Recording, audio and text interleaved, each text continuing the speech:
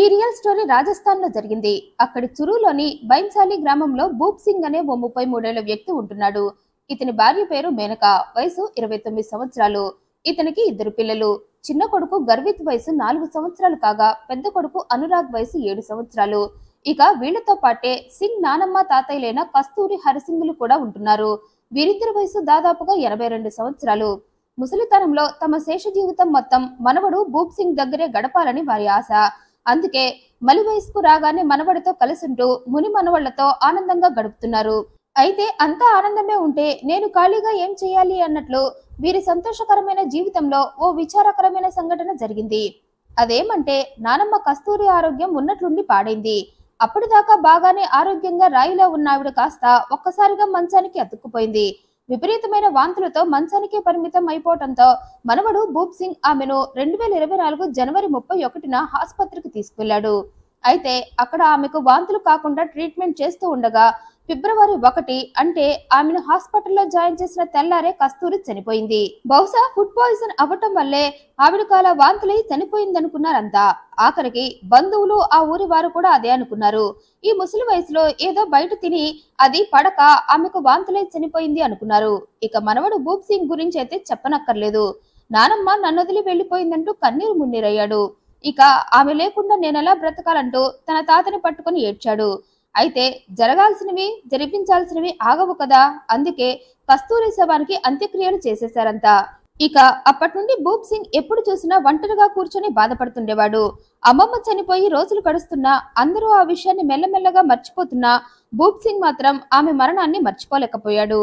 అయితే ఈ సంఘటన జరిగి దాన్ని మర్చిపోక ముందే భూప్ సింగ్ 4 ఏళ్ల చిన్న కొడుకు గర్విత్ కూడా సేమ్ అమ్మమ్మలాగే వాంతులు చేసుకుని చనిపోయాడు. అప్పటికి కస్తూరి చనిపోయి 13 రోజులే అయింది.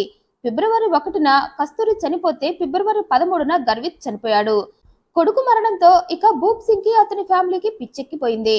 అప్పటికే భూప్ సింగ్ అమ్మమ్మ మరణం నుండి బయట పడకముందే చిన్న కొడుకు మరణించడంతో అతను మనిషి కాలేకపోయాడు. అతని స్థితి పరిస్థితి చూసిన ఫ్యామిలీ ఊరి వారంతా భూప్ కి ధైర్యం చెప్పారు. నువ్వే ఇలా డీలా పడిపోతే ఎలా అన్నారు.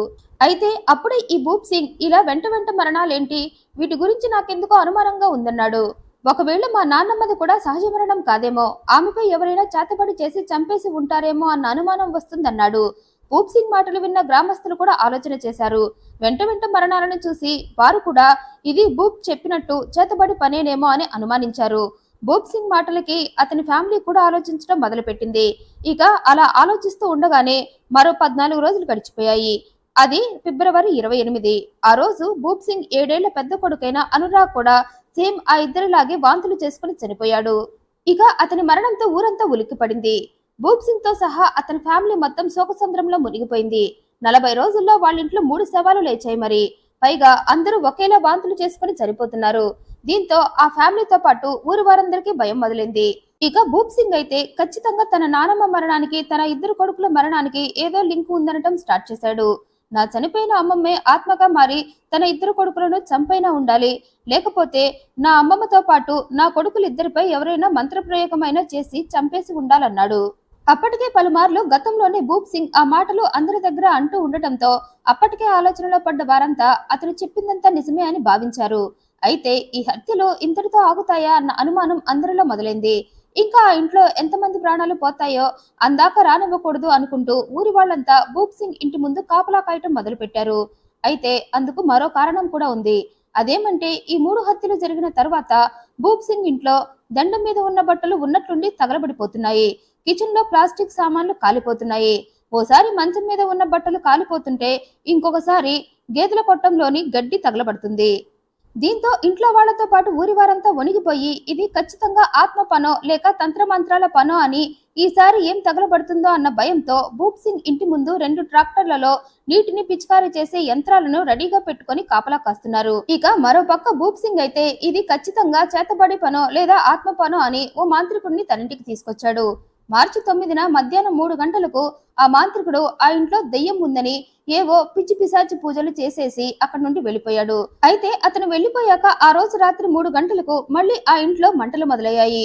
దీంతో అక్కడ కాపలా కాస్తున్న వారంతా ఆ మంటలను ఆర్పుతూ ఆ ఇంట్లో ఉన్న ఒక్కో వస్తువును బయటపడేశారు. ఇక్కడ ఇంకో విచిత్రమైన విషయం ఏంటంటే ఈ భూప్ సింగ్ తన ఇంట్లో ఏం జరుగుతుందో తెలుసుకోవాలి అని తన ఇంట్లో ఓ సీసీ కెమెరాని పెట్టించాడు. అయితే అది పెట్టిన రాత్రికే ఆ సీసీటీవీ డీవీపీ కాలిపోయింది.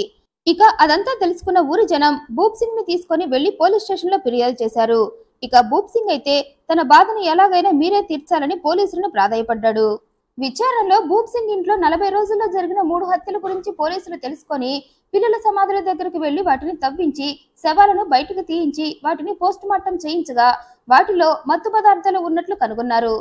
ఇక అందుకే ఆ ముగ్గురు చనిపోయినట్లు నిర్ధారణ కావటంతో ఈ 3 హత్యలు ఎవరో పక్కాగా ప్లాన్ చేసి నేరాన్ని దెయ్యం మీదకి తోసేస్తున్నారని పోలీసులకు అర్థమయ్యి ఆ అజ్ఞాత వ్యక్తి ఎవరా అని ఆరా తీయటం స్టార్ట్ చేసి ఆ ప్రాసెస్ లోనే ఈ భూప్ సింగ్ కు ఓ మెడికల్ షాప్ ఉందని, ఒకప్పుడు అతను రాజ్గఢ్ లోని భగవానీదేవి హాస్పిటల్లో కాంపౌండర్ గా పనిచేశాడని, పైగా అతను మెడికల్ కు సంబంధించిన జిఎన్ఎం కోర్స్ కూడా పూర్తి చేశాడని, అందువల్ల భూప్ సింగ్ కి రసాయనాల గురించిన పరిజ్ఞానం బాగా తెలుసన్న విషయం పోలీసులకు తెలిసింది.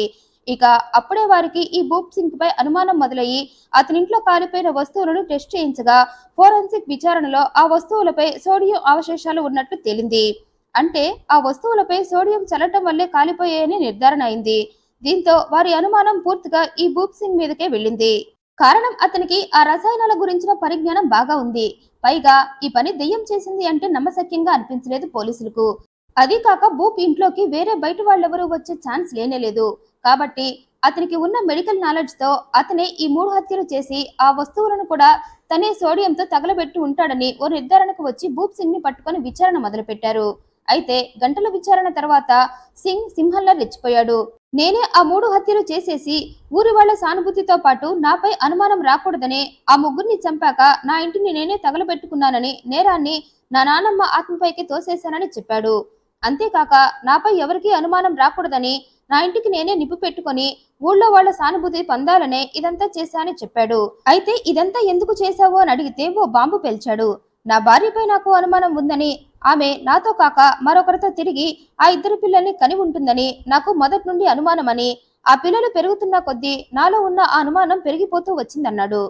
అందుకే ఇక అలా దాన్ని భరించడం నా వల్ల కాక ఆ పిల్లలిద్దరిని చంపేసి నేను ప్రశాంతంగా ఉండాలని ముందుగా నా నానమ్మ తాగే దగ్గు మందులో విషం కలిపి ఆమెకి ఇచ్చానని, అది తాగి ఆమె వాంతులు చేసుకుని చనిపోయిందని, ఆమె చనిపోయాక సేమ్ ఆ పిల్లలిద్దరికీ కూడా అదే మాదిరిగా వాళ్ళు తినే ఆహారంలో మత్తు మందుని ఎక్కువ మోతాదులో కలిపి చంపేసి వాళ్ళని నానమ్మ ఆత్మే చంపేసినట్లుగా సీన్ క్రియేట్ చేశానని, ఇంట్లో సోడియంతో మంటలు వెలిగించి నా నానమ్మ ఆత్మనే ఇదంతా చేస్తుందని, లేదంటే ఎవరో నా ఇంటిపై చేతబడి చేస్తున్నారని, నా ఇంట్లో వాళ్లతో పాటు ఊరి వాళ్ళందరినీ కూడా నమ్మించి వాళ్ళందరి సానుభూతి పొందాలనుకున్నానని తను చేసింది మొత్తం పోలీసులకు చెప్పాడు.